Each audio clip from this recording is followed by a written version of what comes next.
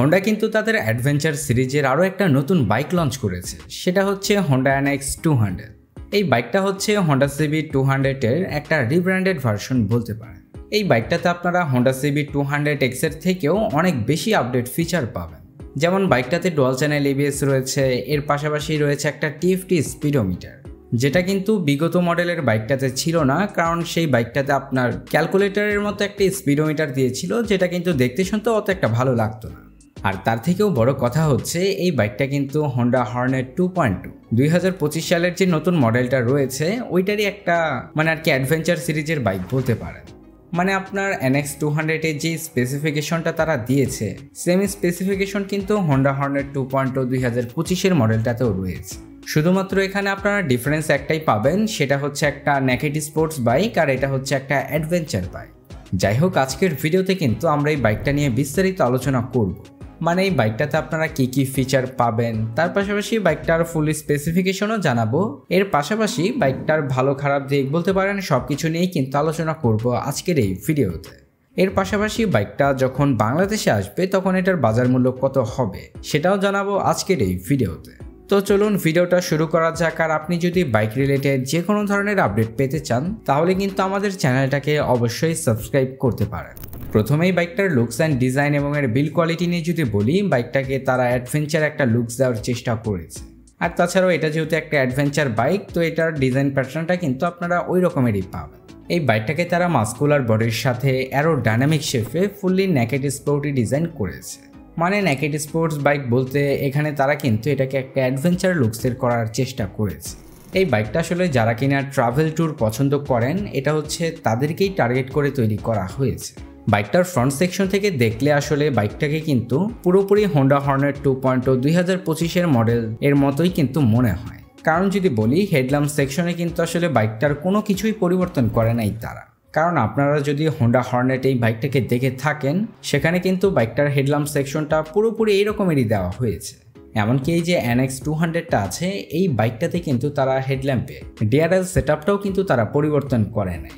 সোজা কথায় যদি বলতে যাই, বাইকটা কিন্তু পুরোপুরি হোন্ডা হর্নেট 2.0-র মতোই, শুধুমাত্র ওইটা হচ্ছে একটা অ্যাডভেঞ্চার লেভেলের বাইক আর এটা হচ্ছে একটা নেকেড স্পোর্টস বাইক। এই বাইক দুইটার মধ্যে কিন্তু আসলে তেমন কোনো তফাতই তারা করে নাই, শুধুমাত্র আসলে ডিজাইন প্যাটার্নটা ব্যতীত। এটার হেডল্যাম্প সেকশনে আপনারা হর্নেটের মতোই LED ভালভের হেডল্যাম্প সেটআপ পাবেন, সাথে LED ভালভের ইন্ডিকেটর রয়েছে, এমনকি LED ভালভের টেল ল্যাম্প সেটআপও পাবেন।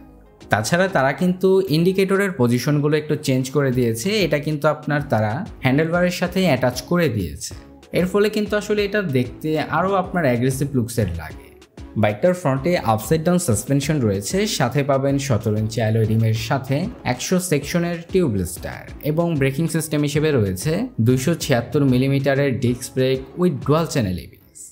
বাইকটার ব্রেকিং সিস্টেমটা কিন্তু আপনার বলতে গেলে খুবই ভালো পাবেন, কারণ যেহেতু এখানে তারা ডুয়াল চ্যানেল ABS দিয়েছে। আর তাছাড়া রেয়ার সেকশন নিয়ে যদি বলতে যাই, রেয়ারে মনোশক সাসপেনশনের পাশাপাশি পাবেন 17 ইঞ্চি অ্যালয় রিমের সাথে 140 সেকশনের টিউবলেস টায়ার এবং ব্রেকিং সিস্টেম হিসেবে রয়েছে 220 মিলিমিটারের ডিস্ক ব্রেক। বাইকটাতে আসলে মোটামুটি সবকিছুই ঠিকঠাক আছে। এটার ব্রেকিং সিস্টেম নিয়ে যদি বলি, এটার ব্রেকিং সিস্টেমটাকেও কিন্তু তারা যথেষ্ট স্ট্রং করার চেষ্টা করেছে। তবে আসলে 200 সিসির একটা বাইক অনুযায়ী এটার ব্রেকিং সিস্টেমটাকে কিন্তু তারা চাইলে আরও একটু স্ট্রং করতে পারত। যেমন বাইকটার ফ্রন্টে তারা যে ডিস্ক ব্রেকটা দিয়েছে এটা যদি তারা পরিবর্তন করে 300 মিলিমিটার অথবা 292 মিলিমিটারের একটা ডিস্ক ব্রেক দিত তাহলে কিন্তু এটার ব্রেকিং সিস্টেমটা আরও স্ট্রং হতো। এছাড়াও এটা যেহেতু একটা অ্যাডভেঞ্চার বাইক, তো আসলে এটার ব্রেকিং সিস্টেমটাও কিন্তু অনেক স্ট্রং হওয়ার দরকার। বাইকটাতে তারা নতুন একটা স্পিডোমিটার দিয়েছে, এটা হচ্ছে TFT স্পিডোমিটার, যেটা কিন্তু দেখতে শুনতে খুবই ভালো লাগে। এই স্পিডোমিটারটাতে কিন্তু আপনারা বর্তমানের সকল আপডেট ফিচারগুলো পাবেন, যেমন ব্লুটুথ কানেক্টিভিটি সহ বর্তমানে যতগুলো ফিচার আছে তার সবগুলোই এই স্পিডোমিটারটাতে আপনারা পাবেন। বিগত মডেলের বাইকটার যদি কথা বলি, আপনারা যদি হোন্ডা CB 200 এই বাইকটাকে দেখে থাকেন সেখানে কিন্তু আপনার স্পিডোমিটার হিসেবে একটা ক্যালকুলেটর স্পিডোমিটার ছিল, সেটা কিন্তু খুবই ছোট সাইজের ছিল। সেটাকেই তারা এইবার পরিবর্তন করে একটা TFT স্পিডোমিটারের রূপে তারা দিয়েছে। তো আসলে সবকিছু মিলিয়ে এটার স্পিডোমিটারটাকেও খুবই ভালো বলা যায়। বাইকটার ইঞ্জিন সেকশন নিয়ে যদি বলি, এই বাইকটার নামেই কিন্তু 200 সিসির একটা বাইক। এটাতে মূলত আপনারা ইঞ্জিন হিসেবে পাবেন 185 সিসির একটা ইঞ্জিন। আর তাছাড়া ইঞ্জিন পাওয়ার অ্যান্ড টর্ক যদি বলি হোন্ডা হর্নেট 2.2 থেকে সামান্য কিছুটা বেশি পাবেন। এছাড়া আসলে এভরিথিং সব কিছু কিন্তু ওইটার মতোই পাবেন। এখানেও তারা এয়ার কুলিং সিস্টেম দিয়েছে, মানে তেমন একটা পরিবর্তন কিন্তু এই বাইকটাতে পাবেন।